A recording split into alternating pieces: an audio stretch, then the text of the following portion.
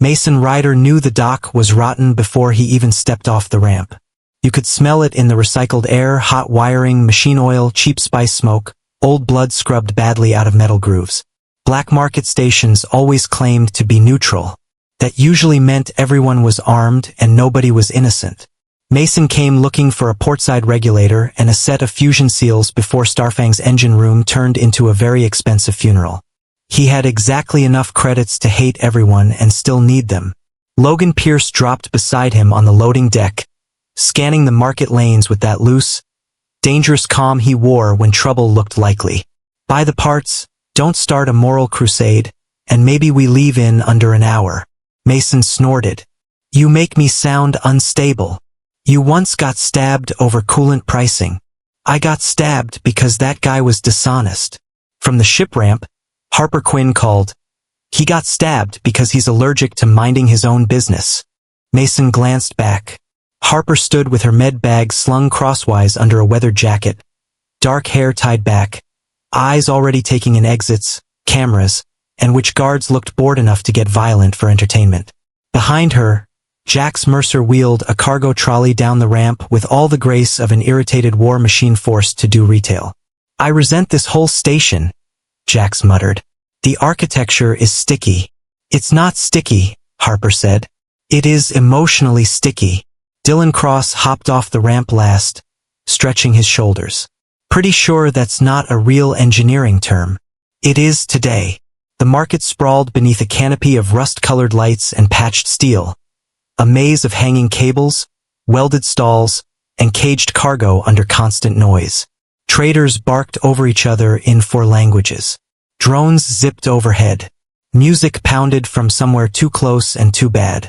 Mason pushed through it all with Logan on one side and Dylan on the other, following a grease-smudged parts broker map toward the machine quarter. Then he saw the cage. It stood at the center of a side lane between an implant vendor and a livestock pen, square bars humming with low-level stun current. Inside, under a strip of pale light, stood a girl. Alien, obviously, but close enough to human that the differences landed harder. Her ears tapered slightly back. Her eyes were too light, silver gray with a metallic depth to them. Faint geometric markings curved up the side of her throat and disappeared under a shock collar clamped tight enough to redden the skin around it. Her clothes were little more than layered scraps. She looked maybe 19, maybe younger, hard to tell under starvation and bruises. An auction tag blinked above the cage. Defective, non-compliant, low response, discount eligible. Mason slowed. Harper saw it happen and immediately said, "No." He didn't look at her. "I didn't say anything. You made the face." "What face?" "The one that costs us money." A trader in pearl-colored gloves stepped forward with a salesman's grin. Human buyers rarely stop for damaged stock. She's quiet, though. Minimal maintenance. The girl did not look at him. She stared straight ahead like she had already left this place and only her body had been too tired to follow. Something hot and ugly moved through Mason's chest. "What's wrong with her?" he asked. The trader laughed. "Defective temperament. Won't kneel. Won't answer. Won't show proper gratitude to ownership." Logan folded his arms. "So the defect is having a spine." "Careful," Harper murmured. The trader tapped the collar remote clipped to his belt. The girl flinched before he even pressed it. "That did it." "How much?" Mason asked. Harper turned on him. "Mason." He kept his eyes on the cage. "How much?" The trader named a price high enough to be insulting and low enough to prove exactly what kind of place this was. Logan swore under his breath. Dylan looked between Mason and Harper like he was measuring how loudly the argument was about to explode. Jax rolled up behind them, took one look at the cage, and said in a flat voice, "I would like to punch capitalism in the throat." Harper stepped closer to Mason. "We came for engine parts." "I know. We do not have enough credits for this and the repairs." "I know. And if this is a trap?" Mason looked at the girl again. "Then it's a trap I can live with." Harper stared at him for one beat, then shut her eyes briefly like she was revising a future treatment plan in real time. "You are unbelievably frustrating." The bid went through in less than 30 seconds.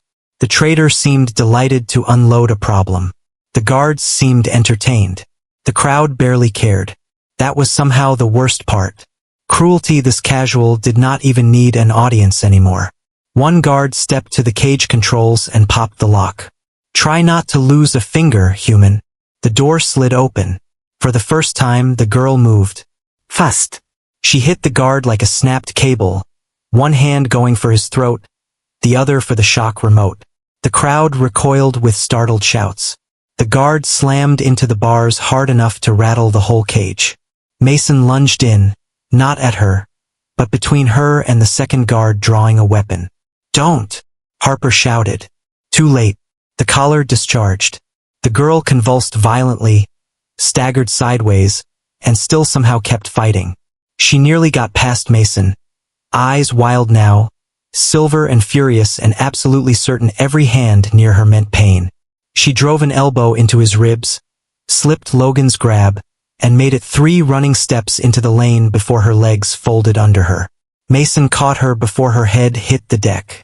She weighed almost nothing. Up close, he could see the state of her. Sunken cheeks, old scars, cracked lips, the trembling exhaustion under all that feral resistance. Not broken, just driven so far past safe that survival itself had become violent. Harper dropped to one knee beside them, scanner already in hand. She's dehydrated, malnourished, and her nervous system is lit up like a fire alarm. The girl tried to shove away even half-conscious. Mason kept his voice low. Easy. I'm not handing you back. That made her eyes focus. Just for a second. Confusion flashed there. Then distrust swallowed it whole. Back aboard Starfang, they got the collar off in Med Bay with Ava's guidance over comms and Jax complaining that the manufacturer deserved public humiliation and electrical retaliation. The moment the restraint hit the tray, the markings on the girl's throat flared faint silver. Everyone froze. Harper leaned in. That wasn't visible before. It was suppressed, Jack said, optic narrowing. Collar was masking biopattern output. The girl, wrapped in blankets now and sitting as far from them as possible, whispered her first words. Saela. Mason looked at her. That your name? A tiny nod. Then the ship shuddered. Warning tones blared from the corridor. Red light washed the med bay. Ethan's voice cracked over intercom from the bridge, sharper than anyone liked hearing. Mason? We have a problem. Something just woke up near the engine core. They ran. In the heart of Starfang, just outside the patched fusion housing, the air had turned strange, warmer, charged, carrying a low harmonic pulse that vibrated in Mason's teeth. The broken collar on Jax's tray had fused itself into glowing slag. Saela's throat markings burned silver white. Deep in the black outside the station, far beyond sensors and trade routes, something ancient answered. And every hostile scanner in the sector turned toward Starfang at once.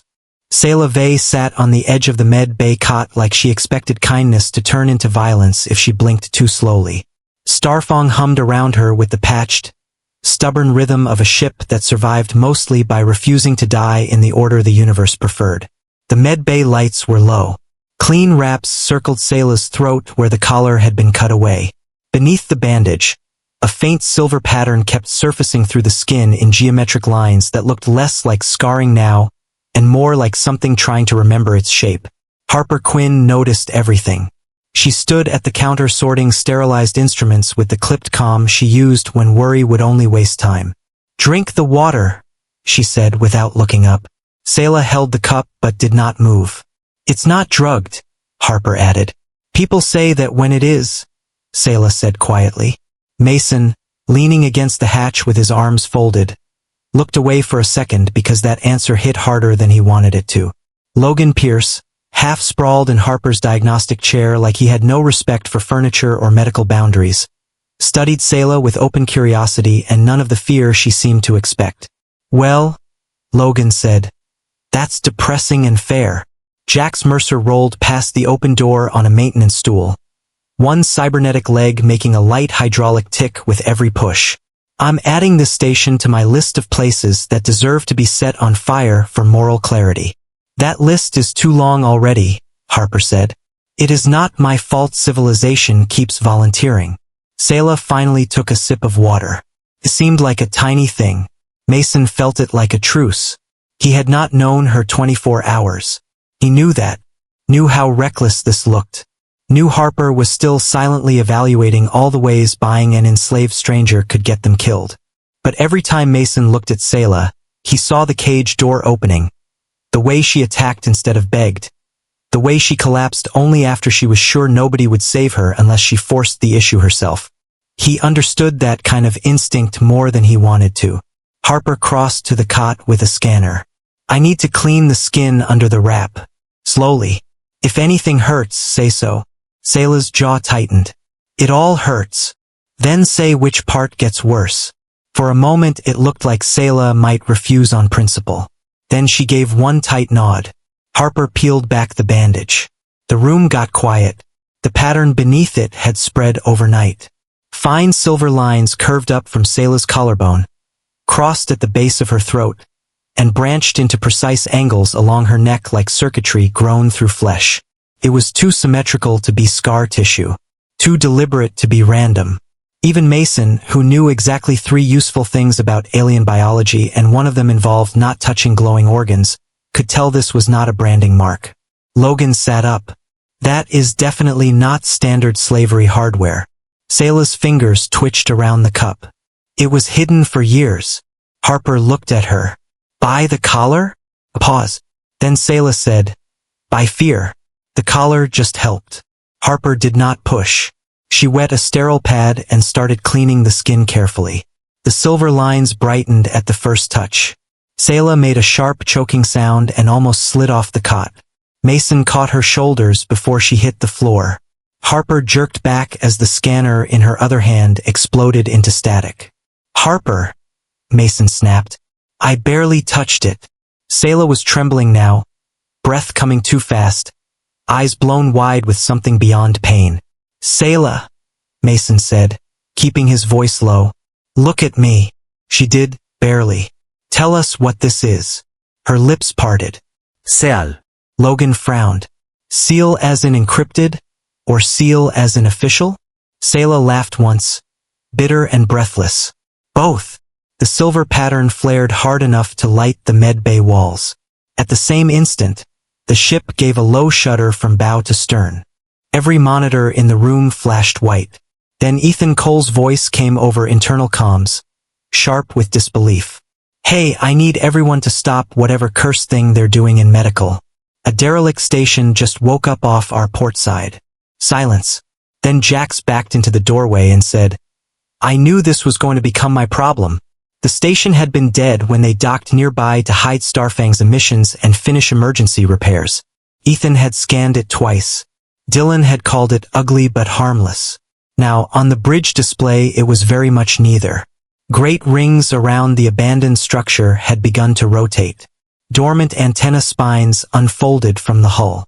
Window bands that had been black for decades lit in pale silver, one after another, like eyes opening down a sleeping giant's face. Saela stood at the rear of the bridge wrapped in a borrowed blanket. One hand pressed hard to her throat. She looked at the station and all the color drained from her expression. Harper noticed first. You know what that is. Saela did not answer immediately. Her voice, when it came, sounded scraped raw. Old relay court. Mason looked from the screen to her. Meaning my people used networks before they used empires. She swallowed. Command lines. Inheritance systems. Authority that traveled through blood and signal. Her eyes stayed locked on the waking station. That mark is not ownership. It is access. Logan let out a soft whistle. So we bought the wrong kind of trouble. Again. Dylan muttered from weapons. Jax plugged himself into the sensor rail with a hiss of static. Confirming the station is actively pinging nearby space. I would like to lodge a professional complaint against ancient royalty. Ethan was already working 3 consoles at once. I've got return signatures. Multiple. Small fast movers dropping in from the outer debris field. Mason's body went cold and sharp all at once. Raiders. Raiders. Ethan confirmed. And they came in hot enough that this wasn't random. Saela closed her eyes. They follow seal activations. Harper turned on her. You knew this could happen? I knew if it woke fully, someone would come. Saela opened her eyes again, and there was no room left in them for pretense. I did not think it would happen here. Logan stood and cracked his neck. Well, good news. Here sucks equally for everybody. Outside the bridge glass, the first hostile ships came slicing around the dead station's lower ring. Lean hulls, scavenger plating, fast drives. Raider colors hidden under black thermal wash. They spread quickly, not toward the station, but toward Starfang. Mason stepped to command rail. Distance. Closing hard, Ethan said. Time to burn. Not enough for a clean break. The old panic wanted speed. Run now, think later. Mason crushed it. Around him, the crew moved. Harper sealed med packs and strapped herself into auxiliary station. Dylan powered the dorsal guns. Jax rerouted heat dumps with the expression of a man fixing a machine he fully intended to insult while saving. Saela stayed frozen at the rear of the bridge, watching these people she had known for less than a day prepare to fight because of her. That made no sense. Where she came from, blood abandoned blood, the second survival got expensive. Contracts replaced loyalty. Fear replaced family. Yet Mason glanced back at her once and just said, "Stay down when it starts." Not blame, not regret, just instruction.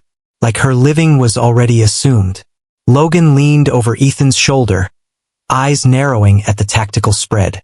Then he looked at Mason. Mason looked back. Twin understanding hit between them like a switch thrown. Not the old kind of bluff. Not fear bait. Something meaner.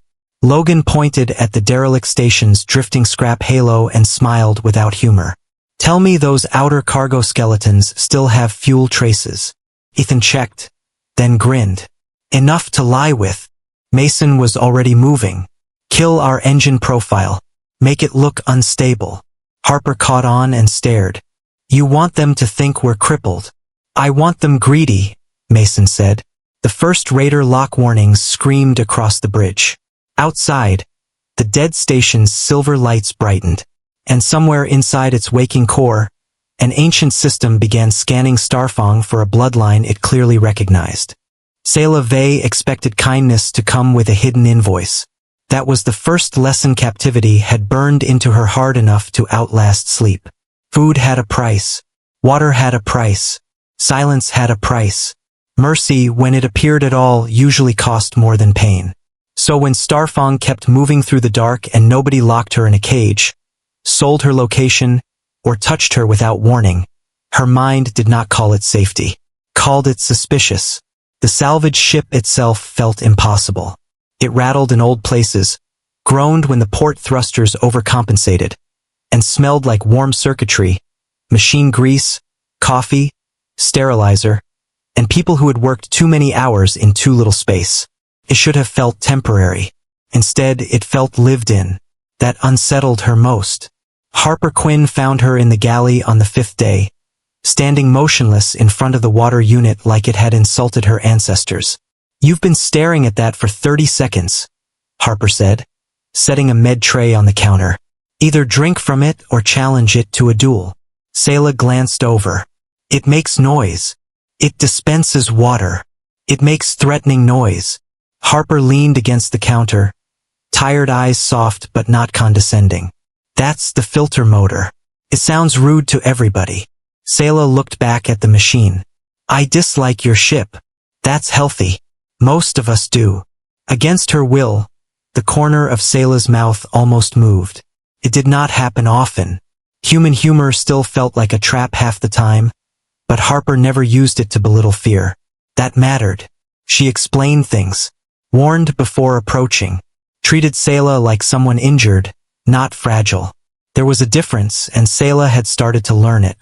Ava Bennett taught the harder part. Routine medical scans had been weaponized often enough in Saela's life that even harmless diagnostic lights made her pulse spike. Ava handled that with brisk competence and zero patience for self-destruction. Hands unclenched, Ava said from the med chair controls. Saela hadn't realized she was gripping the sides hard enough to whiten her knuckles. She forced her fingers open. Good. Again. The scanner arm passed over her shoulder. A harmless blue line crossed her skin. Saela flinched anyway. Ava did not pretend not to notice. You know what this machine does? Scans tissue density. And if it does anything else? Saela met her eyes. You break it. Ava nodded once. Correct. So stop giving old ghosts more authority than they paid for. That was how Ava cared. No softness. No ceremony. Just competence offered like a weapon you were allowed to borrow until your own hands stopped shaking. Jax Mercer's version of care was stranger. He was half machine in ways that changed by the week, as if repairs kept winning arguments against biology one sarcastic upgrade at a time. One afternoon Saela found him under an open floor panel in engineering, swearing at a coolant relay that had apparently offended his ethics. You are a dishonest pipe, he told the relay. Saela paused in the hatch. Can pipes be dishonest? Jax slid halfway out, one optic narrowing. Absolutely. This one leaked and then acted surprised. She should have left. Instead she lingered, watching him pull a scorched valve assembly free. Without looking up, he said, If you're here to brood, do it farther left. You're blocking useful light. I was observing. That's just brooding with academic branding. Saela folded her arms. Humans insult each other constantly. No, Jack said. I insult everyone constantly. Creates fairness. There was something oddly comforting in that. He did not speak to her carefully. He did not circle her trauma like a sacred object. He simply included her in the same stream of dry abuse everyone else received, and somehow that felt closer to trust than pity ever could. But Mason Ryder remained the real problem. He gave her room. Too much room, almost. He never cornered her with questions. Never demanded details about the royal seal, the palace purge, the bloodline scans, or why armed men kept trying to reclaim her like a stolen access card. Yet the instant danger shifted her way, he moved without hesitation, as though protecting her was not a burden to weigh but a fact to act on. Saela did not understand that. On the 8th day, she found him in Cargo 2 repairing a cracked crate latch with the kind of focused irritation that suggested the latch had made itself personal. You are doing that badly, she said. He glanced up, then deliberately used the tool wrong. This? No, this is advanced human engineering. It is sideways. It's emotionally sideways. Saela blinked. That is not real. Mason grinned. You've spent too much time around Jax. He handed her the tool. She hesitated, then crouched beside him and fixed the latch in 4 quick motions. He watched without interrupting. You knew how to do that, he said. I was trained to maintain ceremonial housing locks. He raised an eyebrow. That is the most royal sentence I've ever heard. The word hit harder than she expected. Royal. As if that title still belonged to anyone. Saela stared at the crate instead. It belonged to people who sold me. Silence settled between them, not awkward, just honest enough to hurt. Mason set the broken latch spring aside. You don't have to tell me. I know. She hated that his answer made her throat tighten. So she told him anyway. Not everything. Never everything. Just enough. There had been a palace once, or something close to it. Not the shining fiction outsiders imagined, but a fortress of rituals, inheritance mathematics, and bloodline access. When the purge came, it did not come from enemies first. It came from relatives, allied houses, internal bargains. Some died. Some vanished. Some, like Saela, were traded into black channels by people who understood exactly what her blood could unlock and decided family was less profitable than leverage. To them, she said quietly, I was not a daughter or cousin or witness. I was a key they could sell in pieces. Mason's expression changed in a way she had learned to recognize. Not pity. Anger controlled so tightly it got colder. That was stupid of them, he said. Saela almost laughed. Stupid. Yeah. Selling a person because they're useful usually ends with that person remembering. Before she could answer, the ship intercom clicked. Ethan Cole's voice came through from the bridge, too calm to be good news. Mason. Harper. Logan. Need you up here now. I just got something off the dead relay net. By the time they reached the bridge, Logan Pierce was already there, leaning over the tactical console with his jaw set. Harper stood beside Ethan reading a burst transmission rolling in layered code across the main screen. Dylan hovered at weapons. Ava took one look at the room and chose the nearest wall to brace against. It's from one of Logan's buried contact chains, Ethan said. Scrubbed, rerouted, and ugly as hell, but real. Logan tapped a line of symbols. Translate. The text resolved in fragments. Relic hunters moving again. Blood-marked survivors' priority assets. Multiple sales routes now connected. Recover keys before heart gate phase. Saela felt the floor drop out from under her. Harper turned sharply. Keys. Saela nodded once. She could not manage more. Logan looked at Mason. They're building a collection. Of people, Harper said, disgust flattening every word. No, Saela whispered. Of access. The bridge went quiet. She understood it now with a clarity that made her sick. The seal. The collars. The hidden buyers. The reason she had stayed alive when stronger people had vanished. They had never wanted her obedience. They wanted her blood present when old doors opened. Harper followed her out afterward without speaking and found her in the med bay staring at the tray where the dead collar still lay sealed in a forensic bag. Saela did not turn around. If they catch me again, she said, voice low and steady in the cold light. Do not let them close another one on me. Harper said nothing at first. Then, carefully, Saela. Saela faced her. Fear tightened every word, but none of them shook. I mean it. I will not go back alive.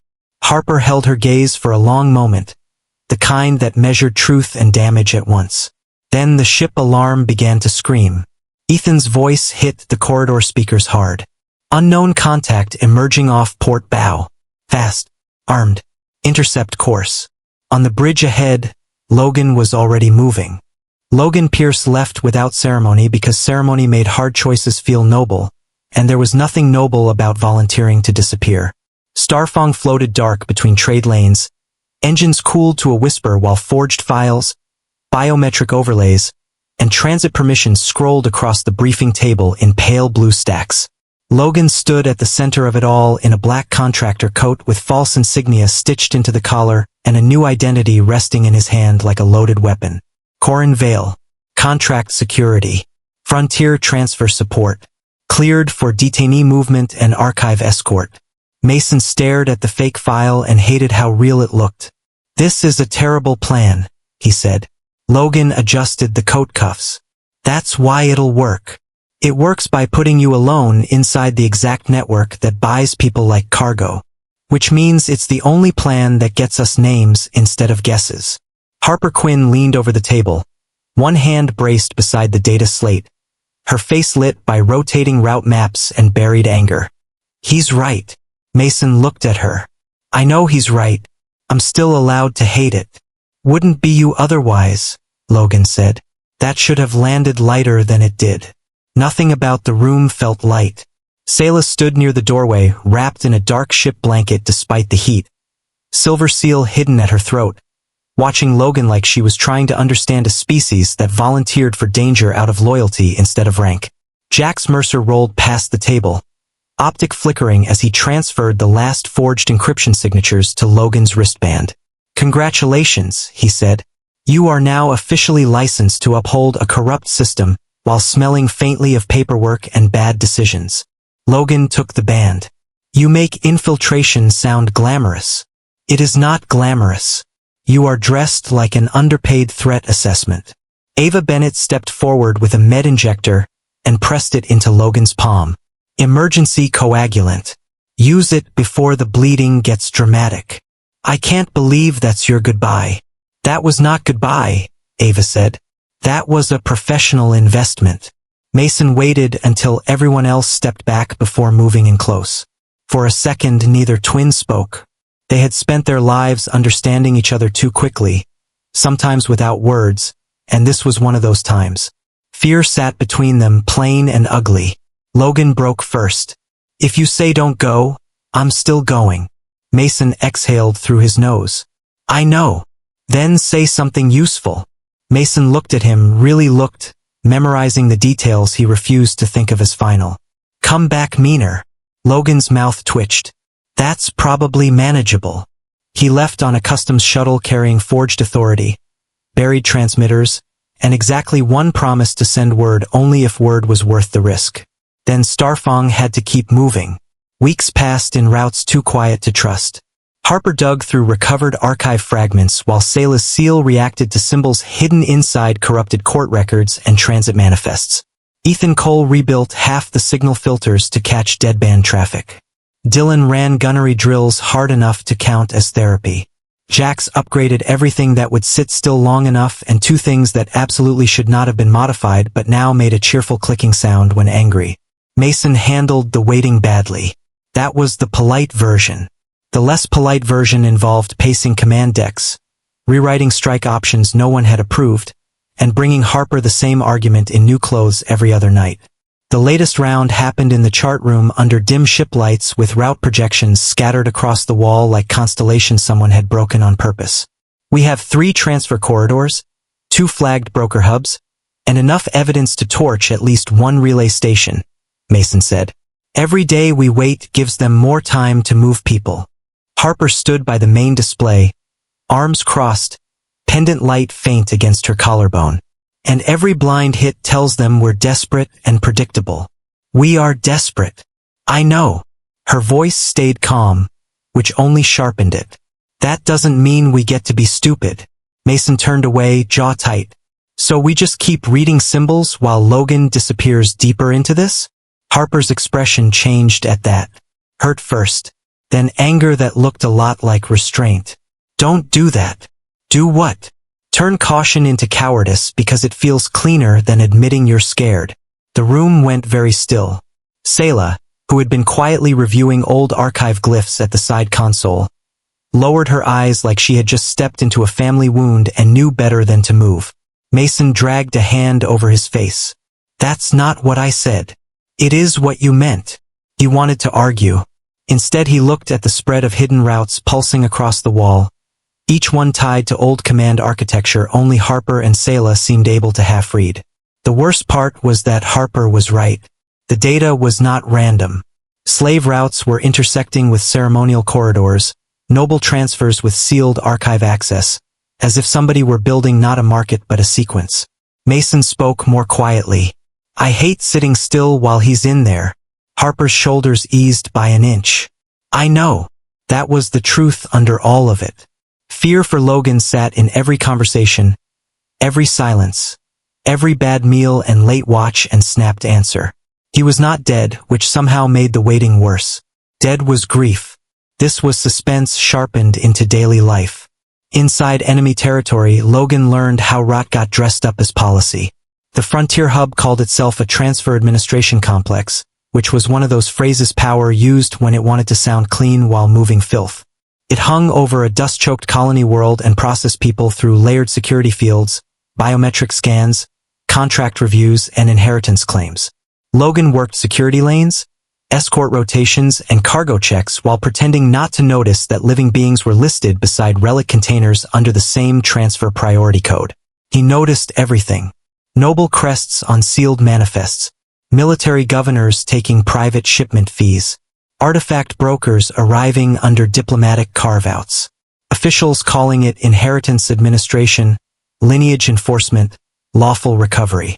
Different words, same chains.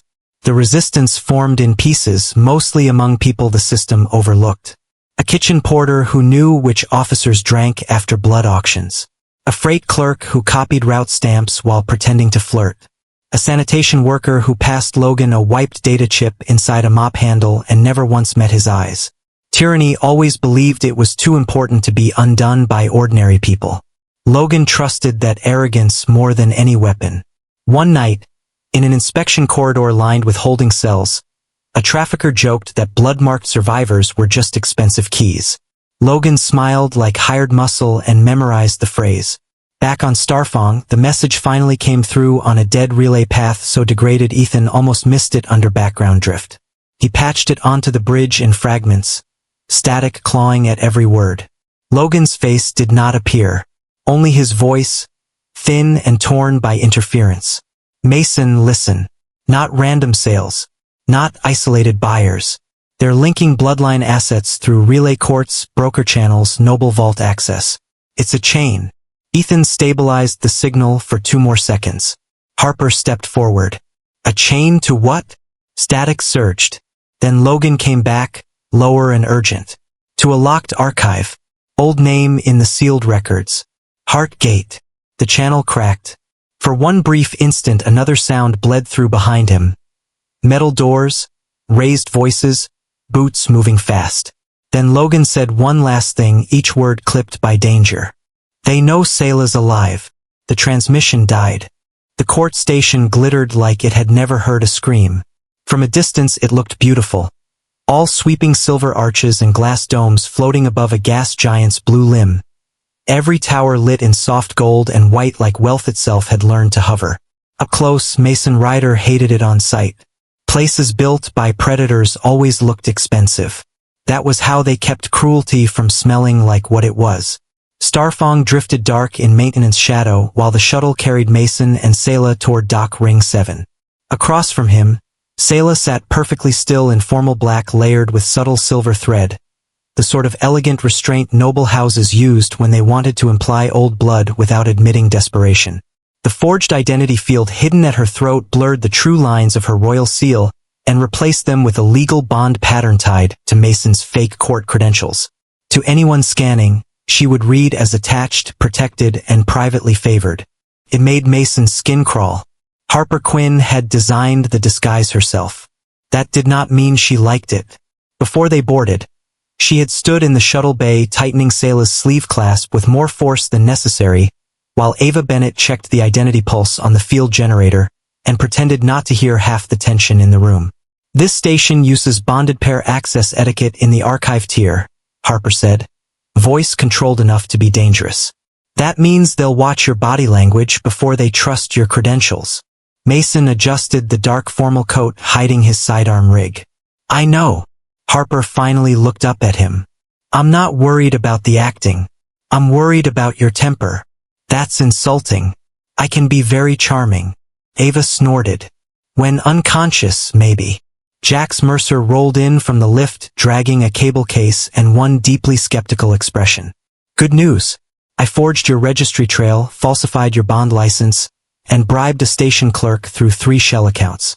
Bad news. If either of you flirts weird, the tax algorithm might flag the romance. Saela blinked. That is a sentence I do not understand. None of us do, Dylan Cross said from the catwalk above. That's why it's effective. Now, inside the shuttle, those words still echoed in Mason's head as the court station swallowed them into its bright, polished mouth. The reception hall was a cathedral to bad people with excellent tailoring. Crystal chandeliers floated under a painted night ceiling full of false constellations. Music drifted from hidden alcoves. Nobles in embroidered formalwear moved through the room with glasses in their hands and ownership in their posture. Traders, governors, military appointees, relic brokers. Everyone smiled too carefully. Everyone watched everything. Saela felt it the second they stepped in. Old instincts rose fast and ugly. Stand smaller. Look useful. Don't attract correction. Then Mason offered her his arm. Not like an owner. Like a partner entering danger together. She hesitated only a fraction before taking it. Breathe, he murmured without moving his lips. I am breathing. Like you're planning murder. That is also breathing. His mouth twitched. Fair. Their cover names open doors. Mason played the independent human contractor exactly how Jax and Ethan had built him. Useful, solvent, slightly arrogant, rich enough to be tolerated, foreign enough to be forgiven for mild social deviance. Saela's forged profile painted her as a contract-bound companion from a minor line ruined by internal debt, now elevated by private attachment rather than formal household rank. It was disgusting. It also worked immediately. Nobles looked at Saela, then at Mason, and translated the dynamic into something they understood. Possession softened by preference. They found that comforting. Mason's refusal to treat her harshly read not as moral rebellion, but as eccentric taste. Harper's voice came through Mason's hidden calm, low under the music from Starfang's relay line. Archive access markers are 3 levels down, behind ceremonial procession clearance. You need an invitation token or public recognition. Easy, Mason whispered. Whenever you say that, I age. A silver-haired broker intercepted them near the central stair, smiling with all the warmth of polished cutlery. Human contractor, yes? I heard you purchased an unusual bonded asset. Saela went cold. Mason did not. He smiled back like the man deserved exactly one polite chance to survive the evening. I travel with Saela because I value her company. The broker laughed softly. Of course, that is one phrasing. Saela felt the old shame rising, thick and automatic. She had spent too many years being discussed in front of herself. Then Mason shifted half a step, enough to place his body between her and the broker without making a scene. Subtle, protective, immediate. The broker noticed. His eyes sharpened with curiosity. Interesting, he murmured. They moved on, but the station only got worse. The central ballroom opened beneath a dome full of simulated stars and ceremonial banners from conquered systems. Couples, contracts, and bonded displays were being formally acknowledged before a descending procession to the lower archive galleries. Every ritual in the room was built to turn attachment into hierarchy. Saela recognized too much of it. The measured hand placements, the public declarations, the language of favor that always hid ownership under better lighting. Her pulse started climbing. Mason noticed without asking. You good? No. Want to leave? She looked at him, startled. That is not the mission. I asked what you want. Nobody asked that. Not in places like this. Not once a person had become strategically useful. Saela swallowed hard. I want to finish it. Then we finish it. Ahead. A herald in dark blue formal armor raised a staff and called for bonded pairs and patron-linked companions to step forward for ceremonial acknowledgement. That was the opening Harper needed them to take. Without it, the archive gates below would stay sealed. Mason led Saela into line. Music softened. Eyes turned. The herald checked credentials as pairs passed one by one beneath a ring of scanning light that verified status through symbolic declarations and registered bond dynamics as much as legal code.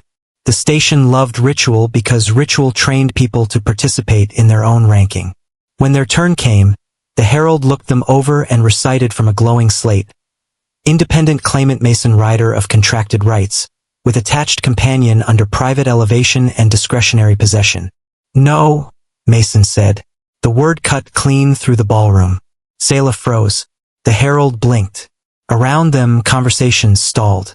Harper's voice hissed in Mason's ear. Mason. But he was already looking straight at the herald with calm, visible defiance. Not possession, Mason said. Correct your wording. The official's expression hardened in confusion. Sir. This is standard ceremonial language. Then your standard language is wrong. You could feel the room turn toward them. Danger sharpened. Security at the edges shifted attention. Somewhere up in station systems, Jax was probably inventing new forms of stress just to keep their records from exploding. The herald tried again, colder now. State the nature of your claim. Mason did not even glance at Saela before answering. I don't claim her. Silence. Saela felt something inside her crack open so suddenly it almost hurt. Not because the words were dramatic. Because they were simple, public, costly. Because he said them here where it mattered, in front of the exact kind of people who would understand what refusing ownership meant. The herald's face tightened. Then by what standing do you present together? Mason held out his hand. To Saela. Not pulling. Offering. She stared at it for one stunned heartbeat, then placed her hand in his.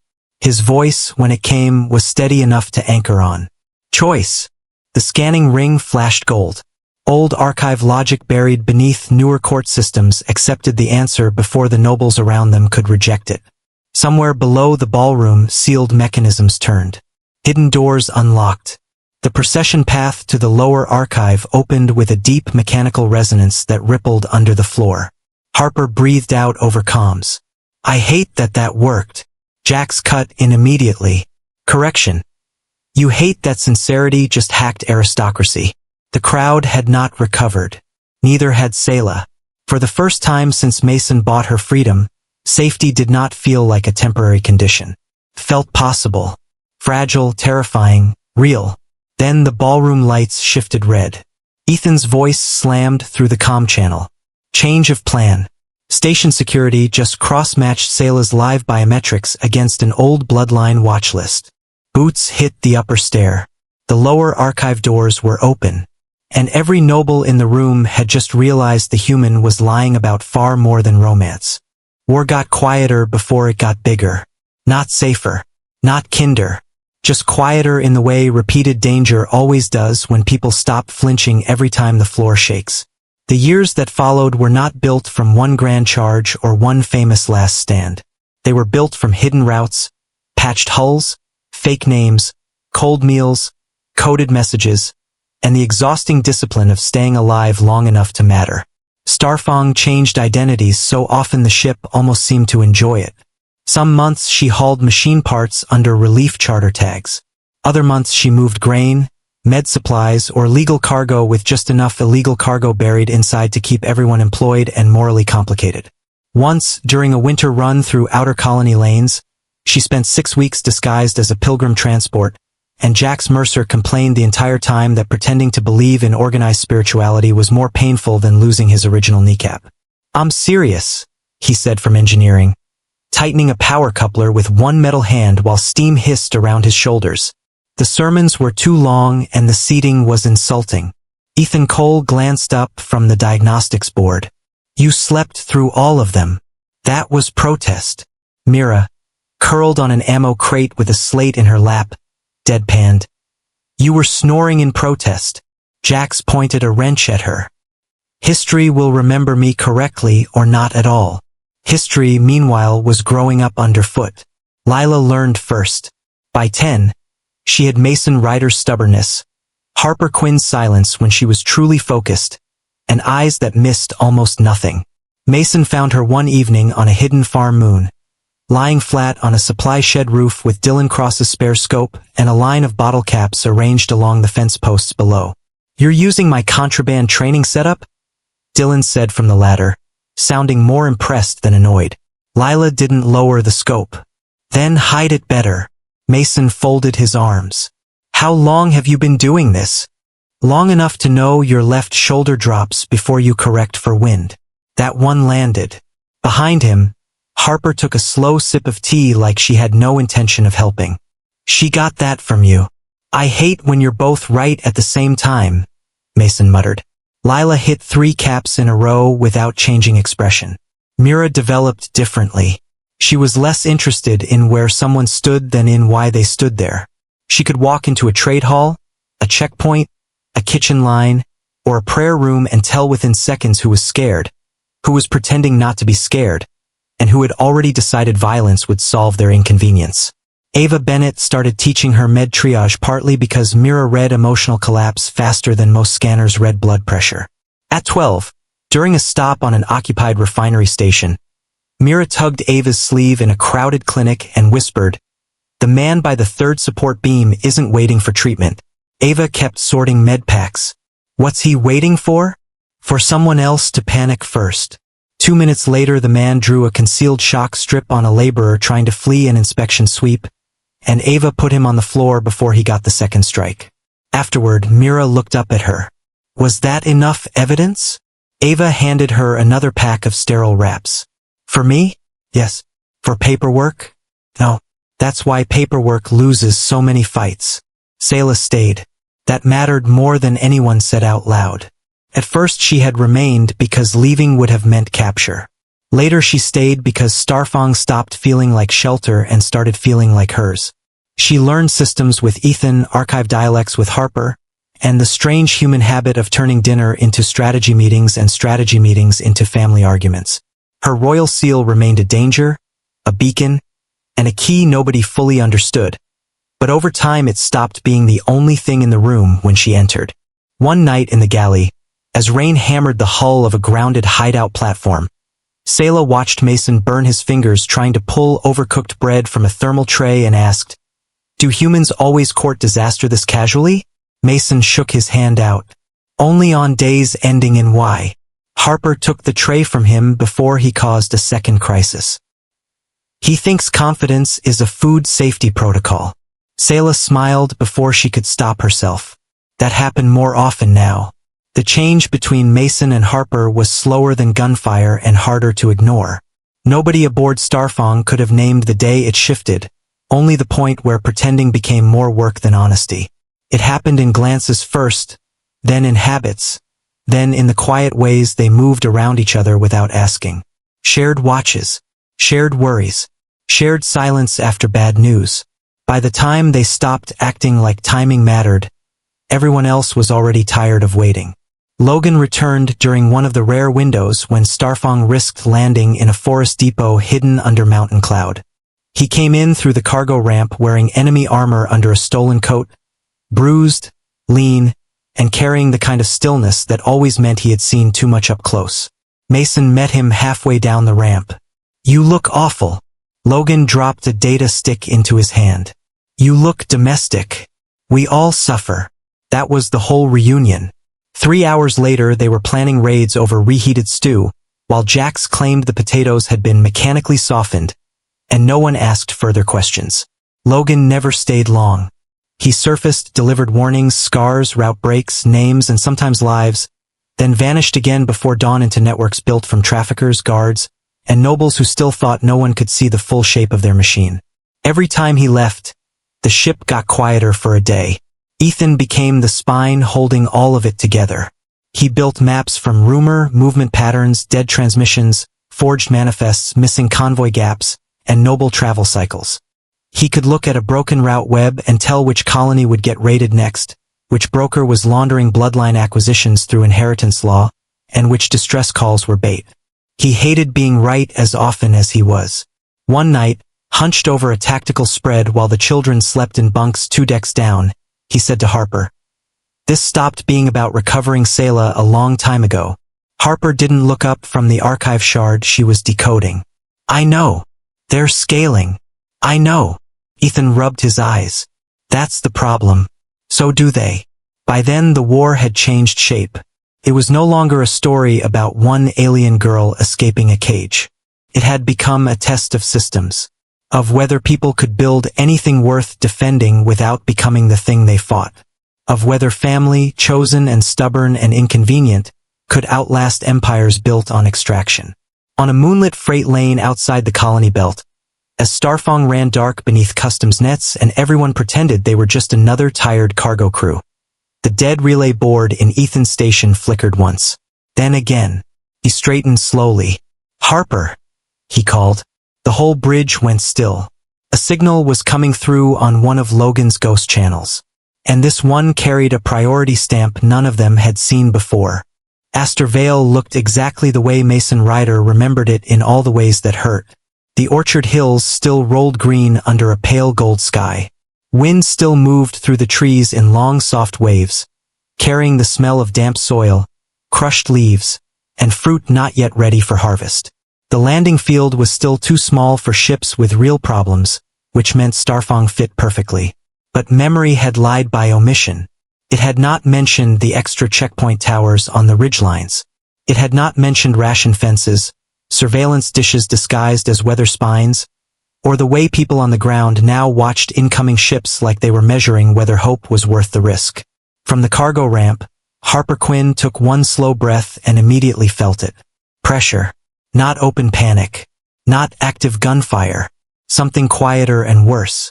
A settlement holding itself too tightly around a truth nobody trusted the air to carry. Mason stepped down beside her, duffel over one shoulder, expression unreadable in the way that always meant too much was happening underneath. "Still smells the same." Harper glanced at him. "You say that like it's comforting. It's not." Behind them, the children spilled onto the ramp with the strange mix of caution and excitement only war-raised kids could manage. Lila scanned the tree lines before she ever admired them. Mira stared at the open sky like she was trying to remember what ceilings looked like when they were honest. Saela came last, hood up, forged field humming faintly at her throat to blur the royal seal nobody here could afford to notice. Jax Mercer rolled a supply crate to the edge of the ramp, looked over the colony, and frowned. This place has at least 6 hidden rifles pointed at us. Your hometown is very welcoming. That's just local charm, Mason said. Dylan Cross snorted. I knew farm people were dangerous. The first faces that approached were cautious, not warm. A fuel chief Mason vaguely remembered from childhood shook his hand like obligation was doing all the work. 2 younger loaders stared at Saela too long, then looked away too quickly. No one said anything directly hostile. That somehow made it more obvious. Old fear had taken root here. Fear of raids. Fear of shortages. Fear of being seen helping the wrong people. Fear of what happened when war did not arrive loudly but settled into taxes, inspections, disappearances, and neighbors suddenly asking questions they had never asked before. Mason's father was waiting near the old processing shed. Caleb Ryder looked older in the way hard men always did. Not fragile, just carved down to essentials. His shoulders were still broad.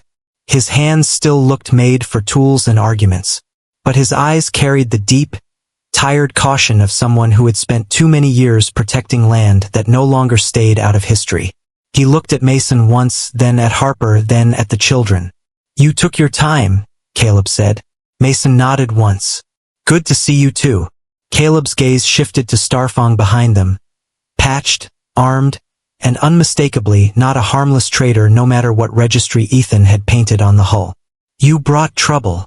Harper stepped in before Mason could answer with the version of honesty that usually sounded like a challenge. I think trouble got here first. Caleb considered her. That depends how you define first. Inside the farmhouse, the rooms felt smaller than Mason remembered and tighter than any home should. Maps were hidden under flour sacks. Emergency packs sat near every back exit.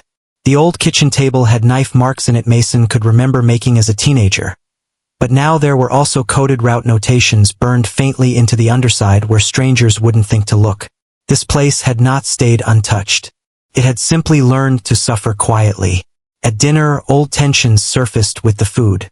Nora Bell arrived halfway through the meal without knocking, carrying a weather jacket, sidearm, and the blunt attitude of someone who had never once apologized for being correct.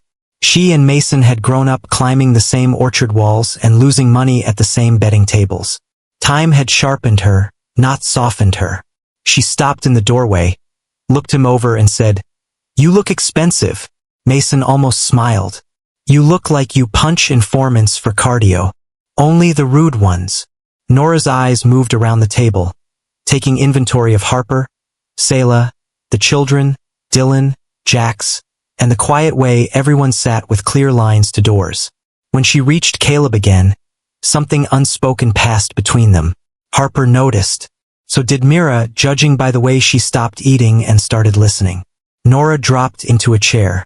South Ridge got new patrol tracks. Wrong boots for local security. Caleb's jaw hardened. Scouts? Testing routes, Nora said. Not enough to occupy. Enough to count exits. The room went still. Mason set his fork down. How long? Too long if you're asking now. Saela lowered her gaze. Harper touched the table with 2 fingers and felt that pressure again. Stronger this time, threaded with the strange instinct that had guided her too many times to dismiss. The colony was hiding something. Not abstractly, physically, nearby. Protected so carefully the fear around it had become part of the air. She looked at Caleb. What's under the orchards? No one answered. That was answer enough. Mason leaned back slowly. The tunnels. Lila looked up. What tunnels? Caleb sighed once. Deep and tired. Irrigation caverns, old root shelters, freight cuts from the first colony years. Expanded over time. Half the valley can vanish underground if it needs to. Nora folded her arms. And half the valley can die there if the entrances get tagged. The children absorbed that in silence. Saela understood immediately why Harper had gone still. Hidden routes, buried access, civilian refuge, smuggling potential. A perfect secret until somebody started looking for it. A knock hit the back door. Not random. Patterned. 3 quick. 1 pause. 2 hard.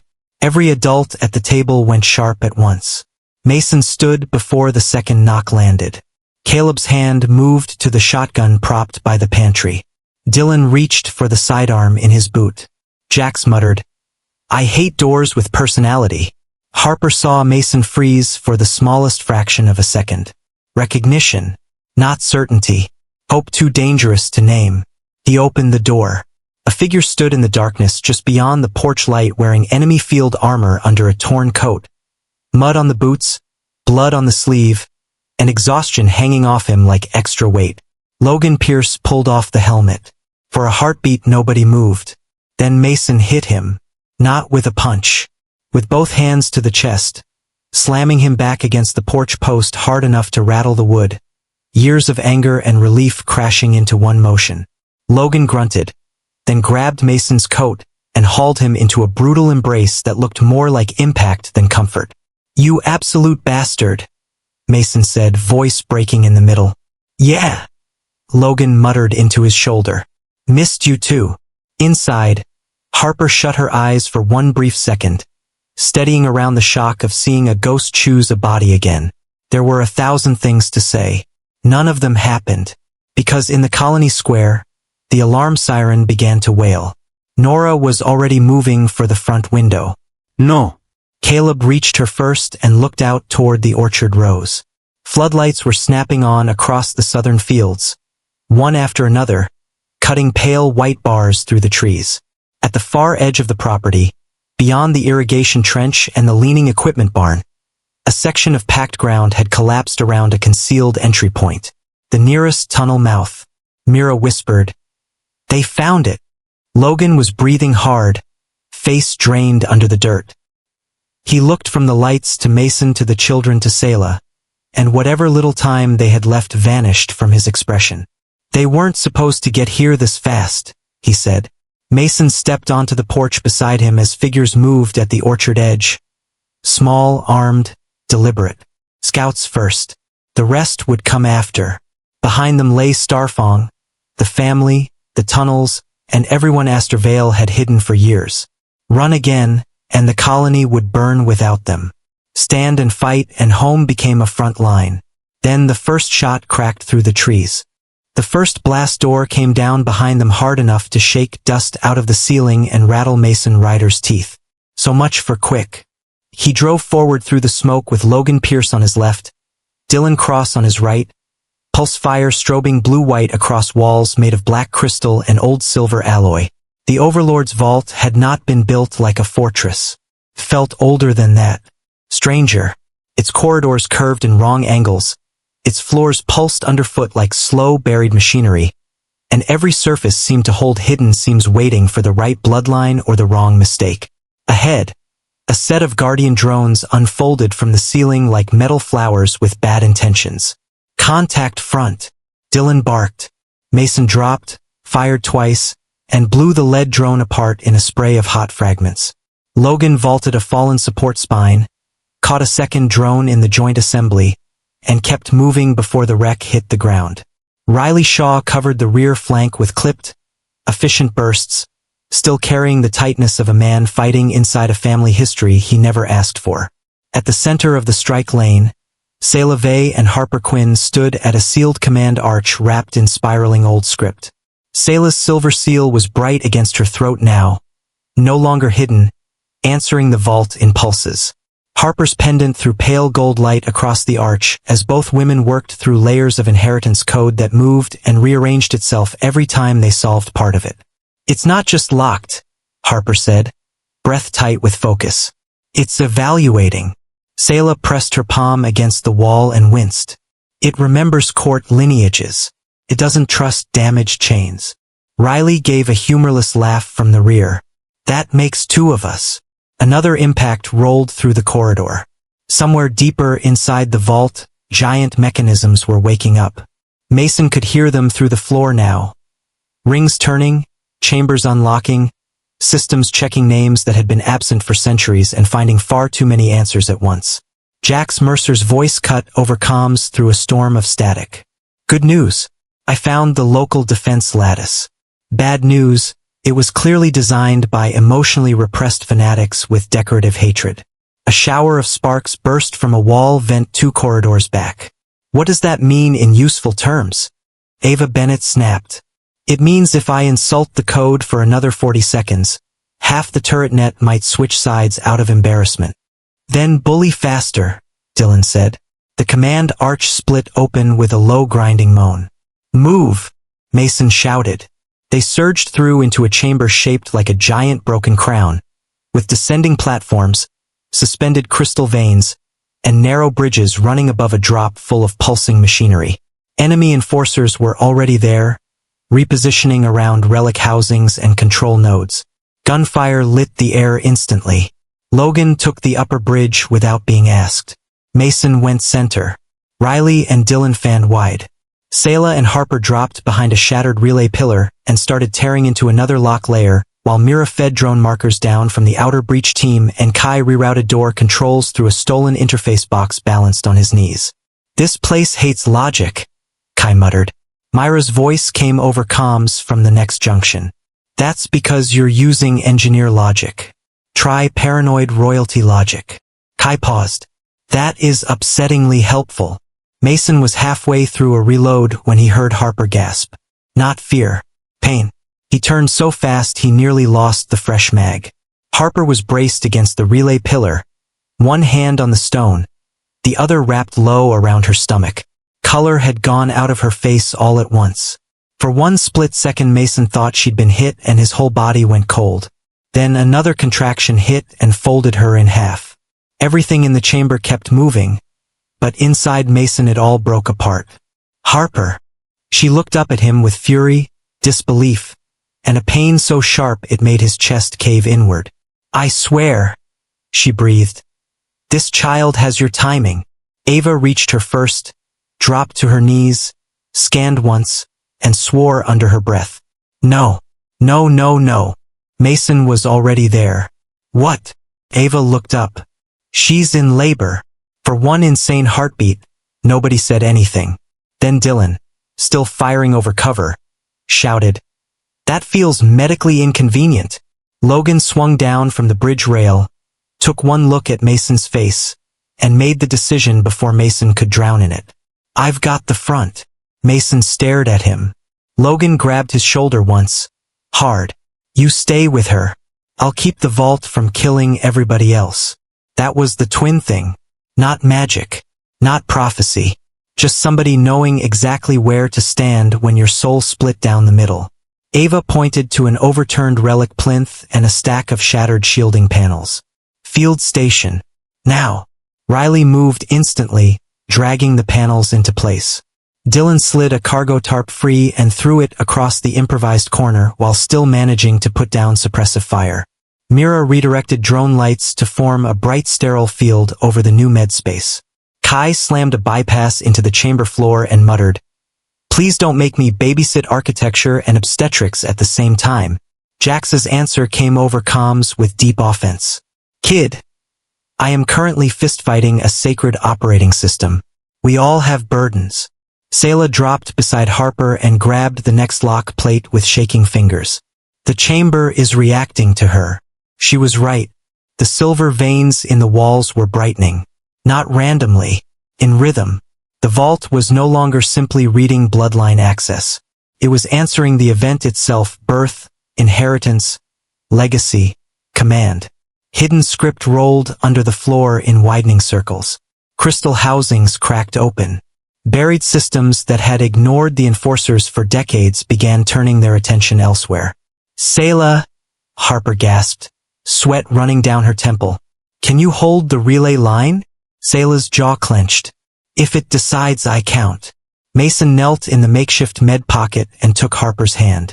Everything around him felt split into impossible layers. Logan shouting angles through the gunfire, Dylan cursing at a pinned flank, Jax ranting at old code, the baby coming now, here, in a place no child should enter before birth or after it. Harper gripped his wrist hard enough to hurt. Do not make that face. What face? The one where you try to carry everyone and end up stupid. Despite everything, he almost laughed. This is not my best setting. No, she said through another wave of pain. But it is familiar. Ava worked fast, voice clipped and steady. Breathing. Focus on me. Mason, keep her grounded. Saela, don't lose that relay. The chamber shook. Then the vault fully woke. Gold-white light burst through the crystal veins, racing across the walls, through the bridges, into dead consoles and sealed guardian housings. Ancient statues lining the upper tiers split open to reveal dormant weapon nodes. The enforcers faltered as half the room stopped recognizing their authority. Saela cried out as her seal flared bright enough to light the whole chamber. Riley looked up at the turning mechanisms above them, stunned. It's choosing. No, Saela said, voice ragged. It's remembering. Logan drove the front line forward with the kind of fury only brothers and doomed men ever perfected. Push! Dylan answered with a savage grin and a fresh burst of fire. Now we're talking. Behind them, in the heart of the med pocket, Harper arched with one last impossible contraction. Ava's voice cut through battle and alarms like a blade. One more! Harper screamed. The child arrived in the same instant the central vault rings unlocked. For one suspended breath, gunfire, machinery, pain, blood, ancient light, and human voices all collapsed into a single impossible note. Then a newborn cry rose sharp and alive beneath the shattered dome. And every hidden system in the Overlord's fortress answered it. Space had stopped making promises by the time Starfang reached the Nexus. The stars ahead did not hold still. They dragged, doubled, and snapped back into place like reflections in shaken black water. Warships that should have been distant looked close enough to hit, then vanished behind distances that seemed to stretch and fold on a whim. Timestamps on tactical screens jumped forward, froze, and corrected themselves so often Ethan Cole finally swore at the whole concept of chronology and slapped a hand over one flickering console as if he could physically shame it into honesty. This battlefield is drunk, he said. Dylan Cross glanced at the forward display, where 3 friendly blips had just become 5, then 1, then 3 again. I liked it better when enemies just shot at us. No, Jax Mercer said from the system's trench behind command. Cables draped over one shoulder like mechanical ivy. You liked it better when physics had professional boundaries. Starfang groaned as another distortion wave rolled across the hull. The deck tilted half a degree, then corrected.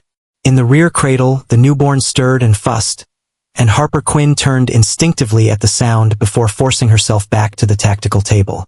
Her face was pale from too little sleep and too much responsibility, but the pendant at her throat burned with a steady gold pulse, matching the faint silver flicker in Saela Vey's seal. Ahead, the Nexus loomed. It looked less like a station than a wound ringed-in architecture. Vast circular structures turned through each other at impossible angles, threaded with black gold energy and surrounded by enemy warships hanging in fractured formation.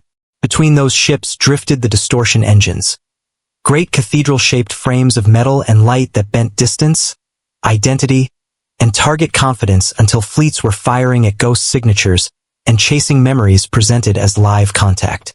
Lila Ryder stood at strike command in a harness too big for her a year ago, and now fitting like she had grown into war without asking permission. Kai and Mira worked side by side at the drone lattice, both too focused to look young.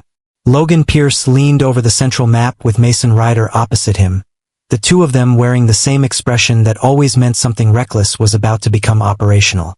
Mason stared at the data chaos. They aren't stronger. They're just making certainty lethal. Harper's eyes moved across the shifting overlays, then to the pendant light reflecting in the glass. Not just certainty, she said quietly. Expectation. Logan looked up. Meaning, Saela answered before Harper could. Her seal brightened as the enemy architecture shifted on the screen.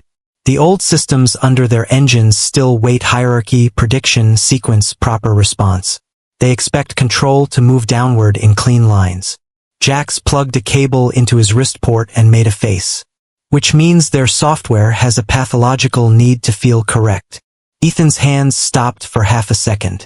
Then he looked at Mason and Logan. Oh no. Mason's mouth curved slightly. Oh yes. That was how it happened. Not as a speech. Not as a grand flash of genius. Just one ugly idea crossing a bridge between people who trusted each other enough to ruin someone else's assumptions. The old bluffing tricks would not work here. Decoys, fake retreats, stage damage, those belonged to battlefields where sensors could still agree on what a ship was. So the twins built something meaner. If the enemy's engines relied on prediction, they would not attack strength. They would attack confidence itself. Orders ripped through the fleet. Not clean ones. Contradictory ones. Civilian support barges were told to move like panicked escorts, then stop dead and drift in prayer wheel formations.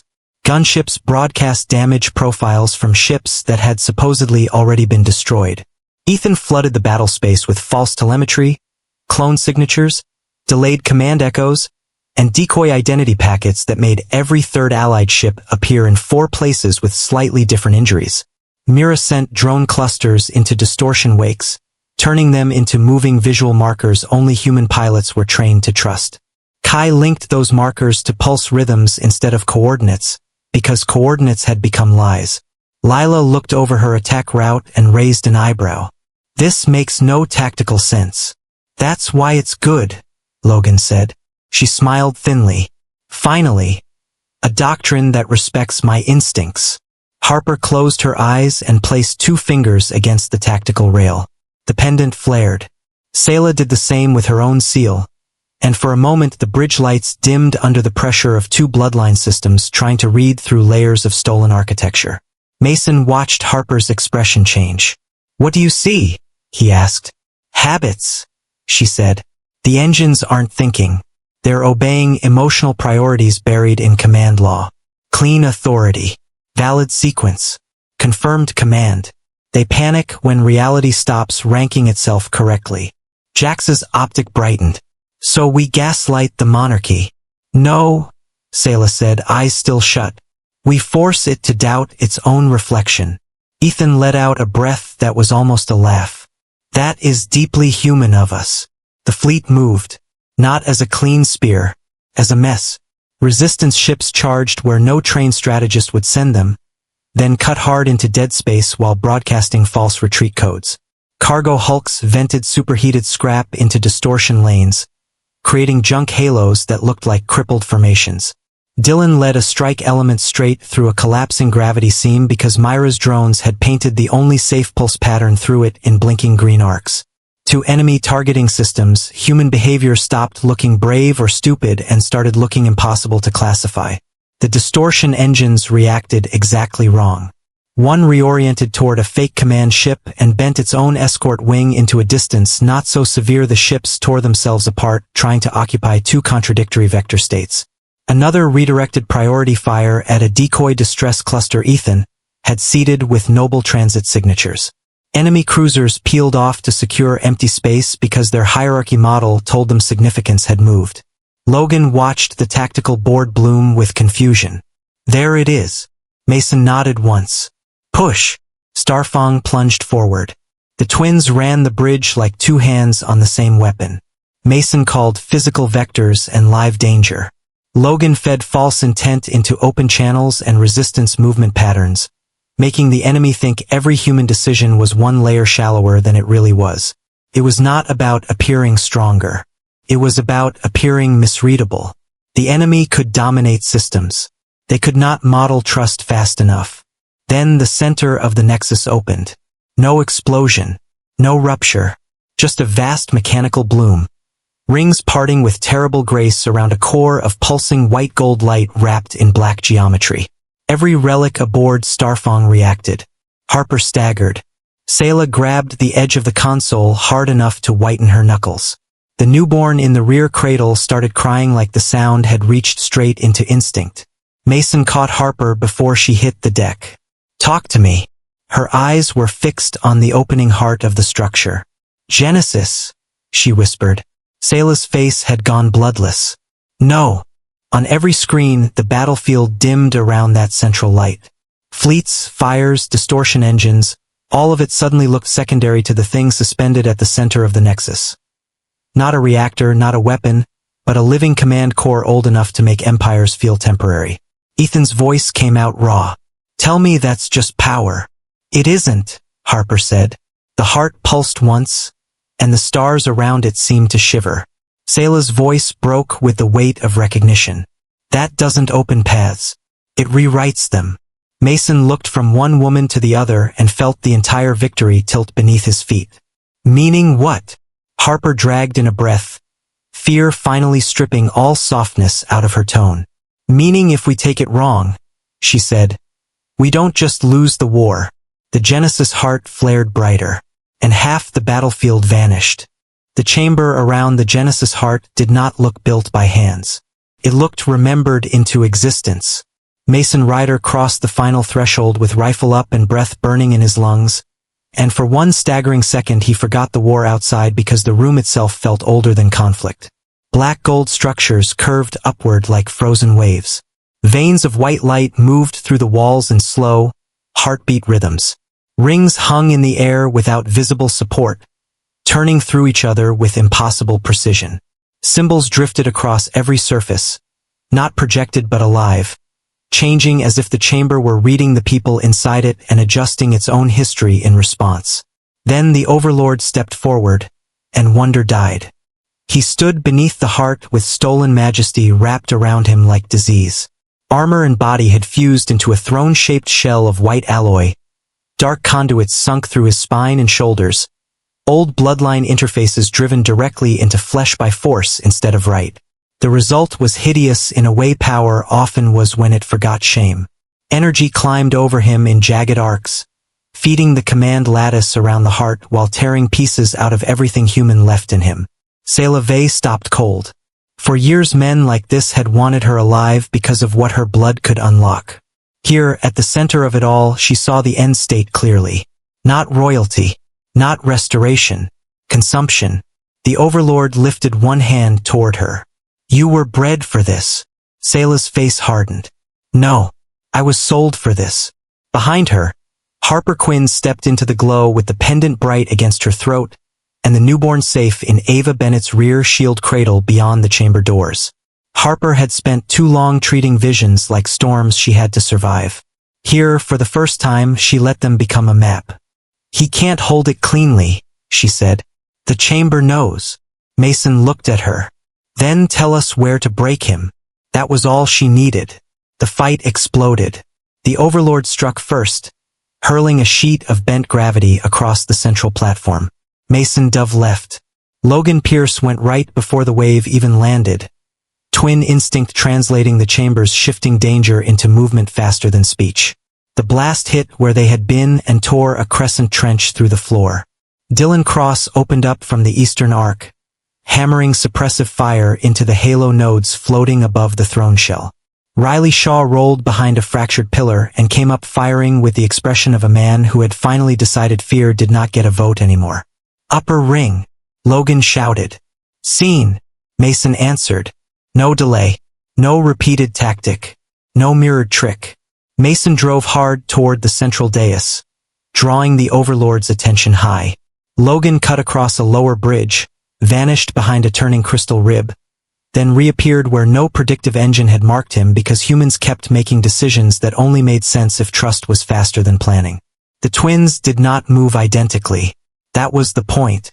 They moved in broken harmony, each opening angles the other was already ruthless enough to use. Saela hit the side console bank with Harper at her shoulder.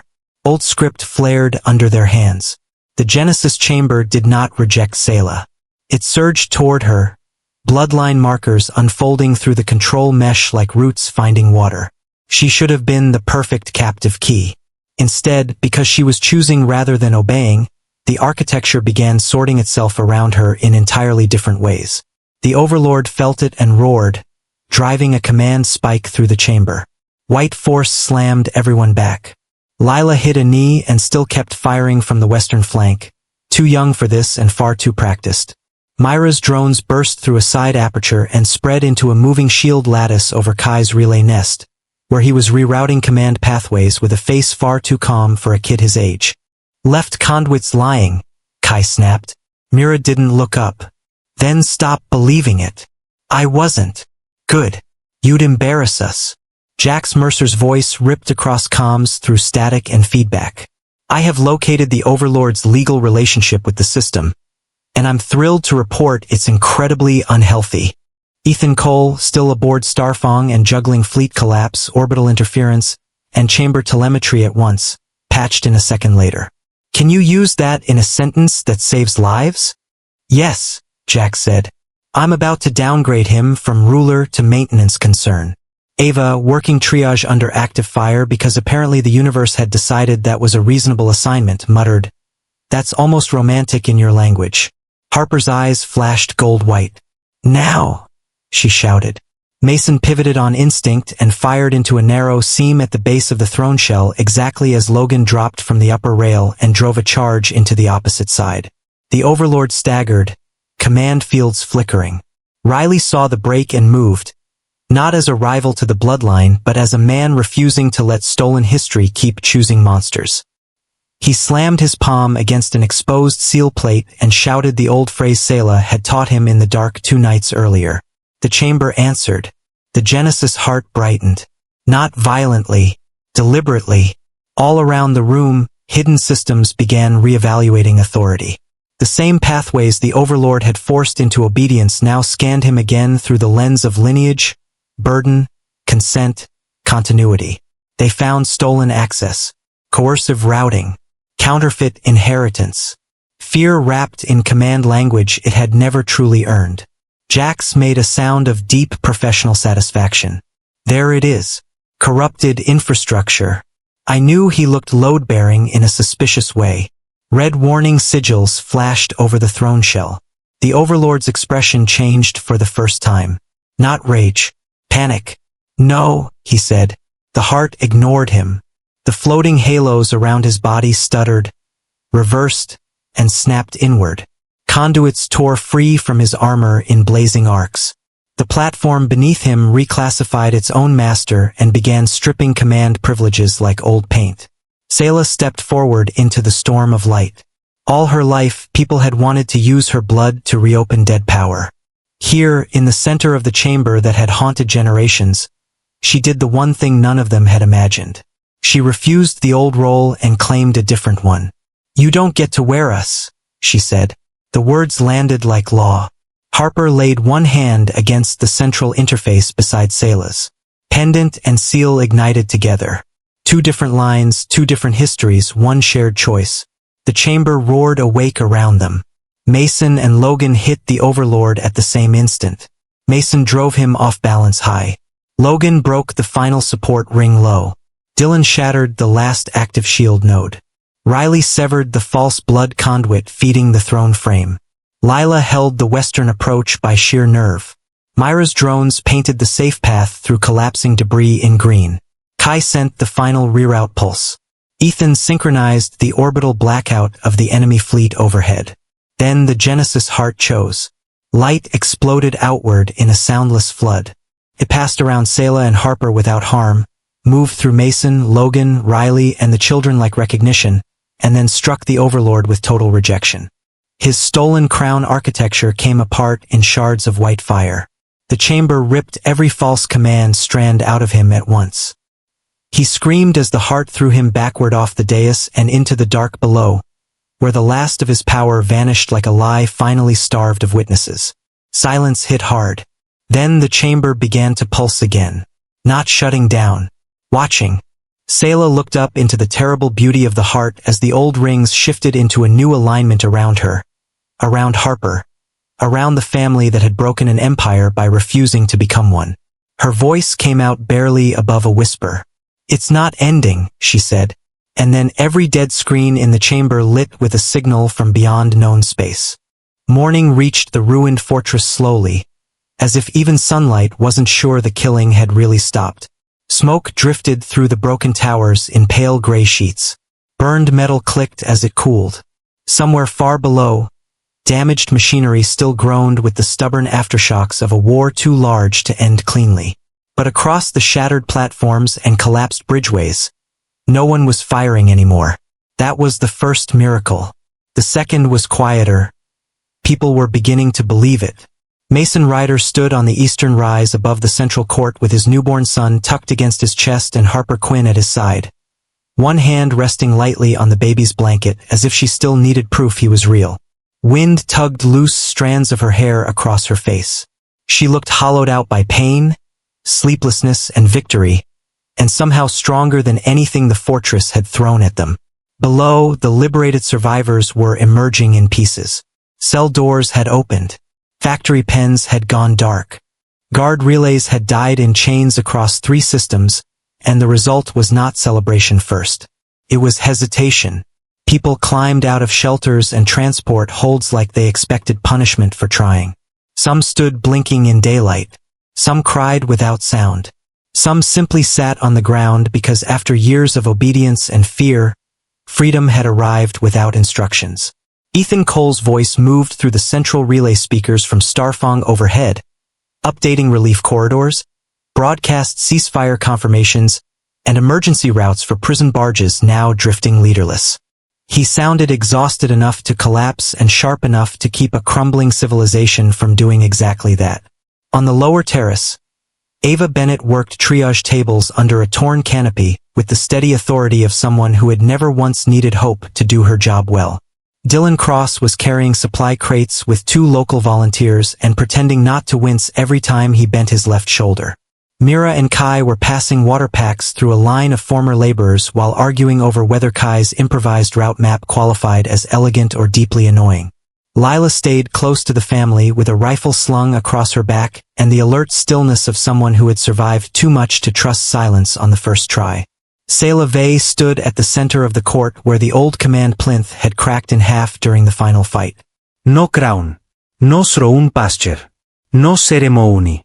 Just Saela, wrapped in a dark field coat over ruined formal layers, silver seal visible at her throat now because there was no point hiding it anymore.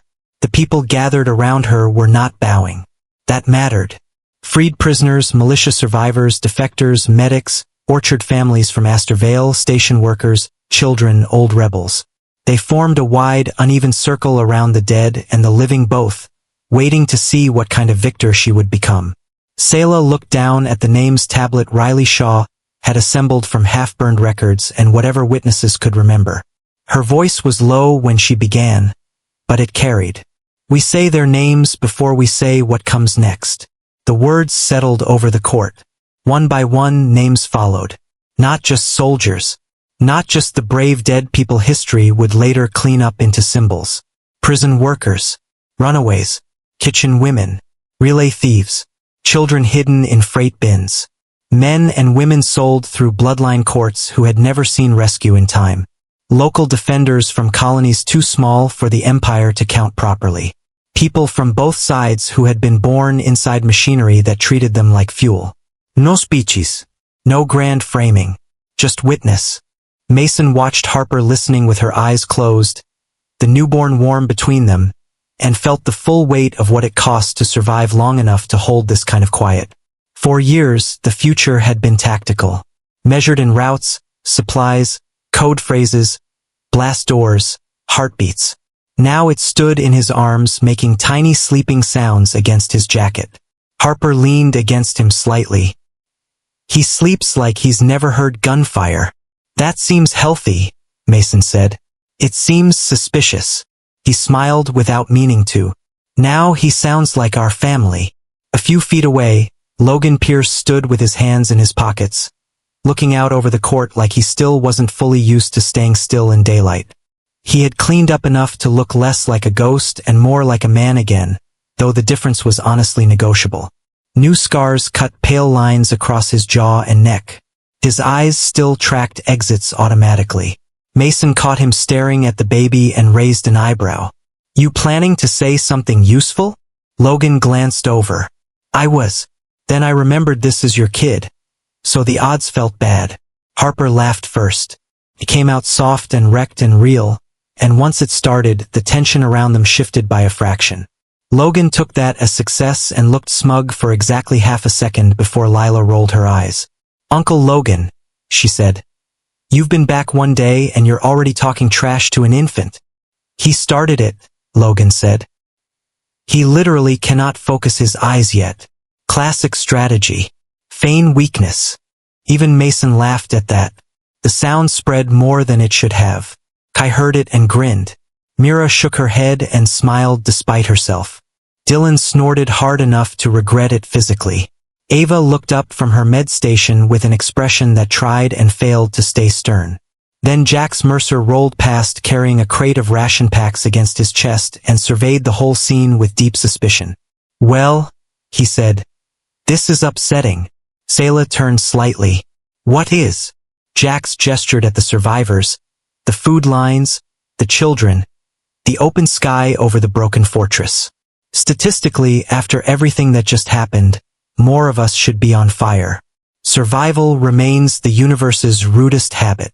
That did it. Real laughter broke across the court in ragged bursts. Tired laughter. Grieving laughter. The kind that comes when your body realizes it cannot stay clenched forever without turning into wire. Food began moving hand to hand.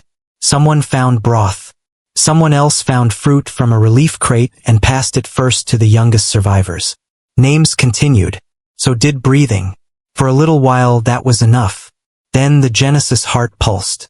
The light came up through the broken floor under the central vault in one deep white gold wave, bright enough to cut through smoke and afternoon haze both. Conversation thinned instantly. Every relic fragment in the court answered, from Saela's seal to Harper's pendant to the smaller archive shards tucked in equipment cases nearby. The baby woke and made a startled noise. Harper's head snapped toward the chamber ruins below. "It's not shutting down." Saela already knew that. You could see it in her face. Riley came up from the lower stair, one hand still bloodstained from helping clear the final collapse zones. "The command rings are moving again." Ethan's voice crackled over the relay net, no longer just tired now. Alarmed. "I've got incoming data from outside mapped space." Mason's body changed before his mind did. Every muscle tightening around a danger he couldn't yet name. "Enemy?" "No," Ethan said, and somehow that was worse. "At least not in any way I can classify." The portable screen nearest the court flickered to life on its own. Static rolled across it, threaded with symbols no current system should have been able to parse. Then coordinates began unfolding in impossible layers beyond every known route, beyond the old empire, beyond even the dead court archive Saela had spent years learning to fear. The Genesis heart pulsed a second time. The signal sharpened. Saela stepped forward. Harper clutched Mason's arm. Logan moved without being told. Every child in the family went still at once, instinctively sensing the room had just tilted toward the next impossible thing. Then, through the static, a voice began to speak from beyond known space. The archive ship drifted beyond the bright lanes of mapped civilization, where navigation beacons grew sparse and starlight felt older than memory. Its hull was long, silver, and lined with preservation seals that had been maintained for generations without ever sanding away the scars underneath.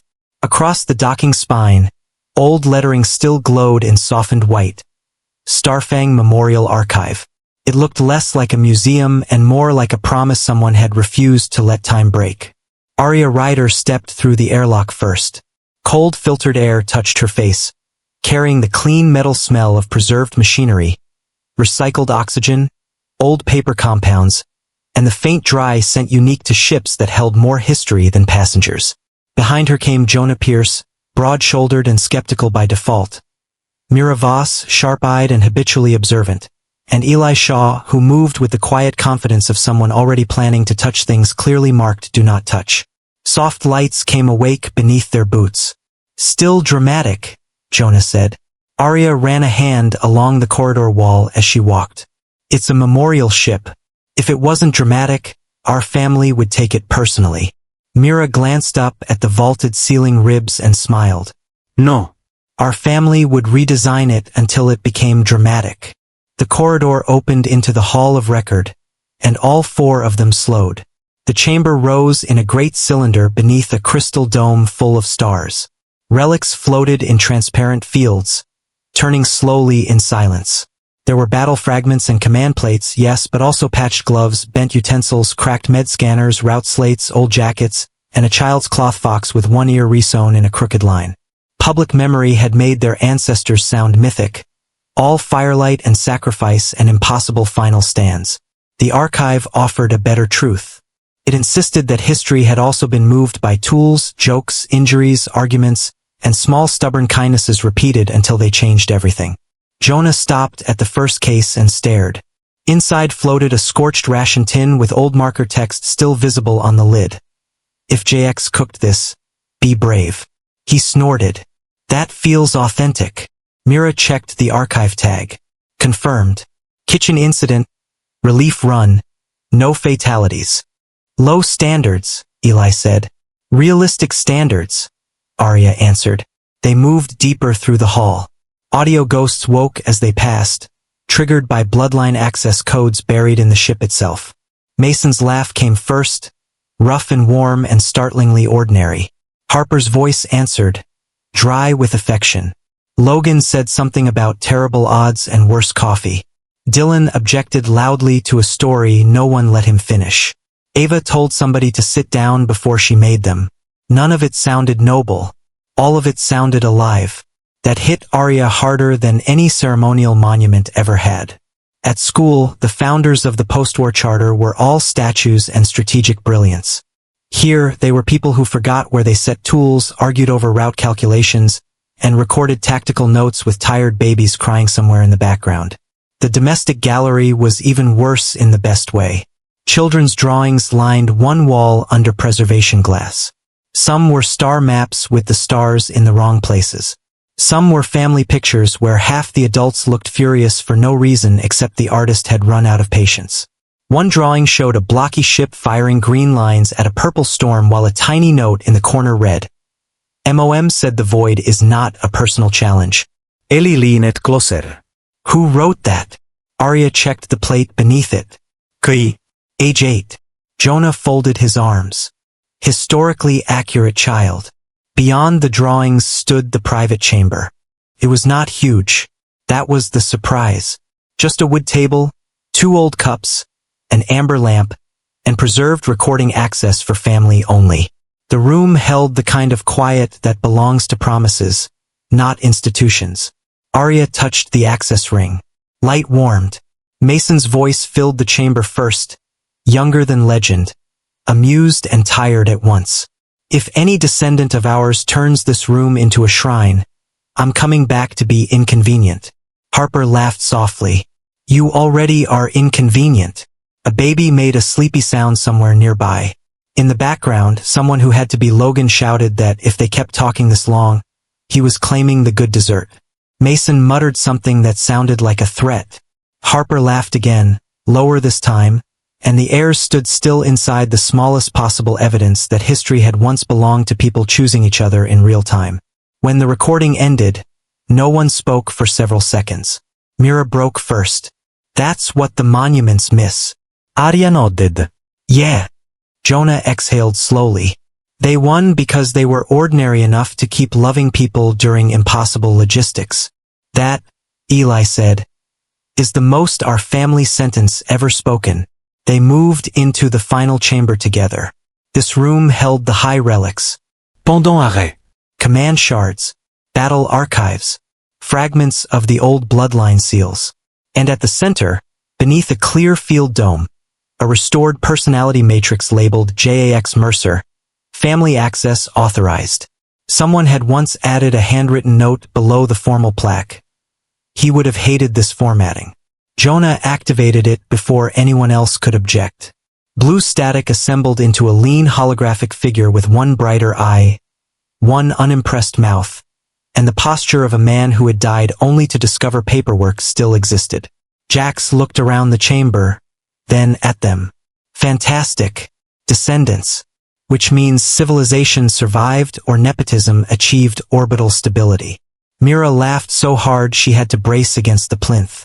Jax pointed at Jonah. You have pierced shoulders and exactly the face of a person who touches buttons before reading them. Guilty, Jonah said. Repulsive, Jax replied. Arya stepped closer to the relic field. We came to understand what was true. For once, Jax did not answer with a joke right away.